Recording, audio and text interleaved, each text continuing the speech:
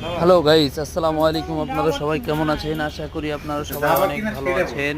এই যে আজকে আমাদের দোকানে কারেন্ট নাই, কারেন্টের মধ্যে একটা স্কুলের ছাত্র, এই যে অনেক সুন্দর গুড বয় কিউট বাচ্চা আসছে হেয়ার কাটটা করছে আমাদের দোকানের সিনিয়র বড় ভাই হেয়ার কাটটা করছে। দেখেন গরমের মধ্যে দুজনেই ঘেমে গেছে, উভয় উভয় দুজনেই ঘেমে গেছে, কিন্তু তারপরেও কষ্ট করে গরমের মধ্যে হেয়ার কাটটা দিচ্ছে, স্কোয়ার হেয়ার কাট দিচ্ছে।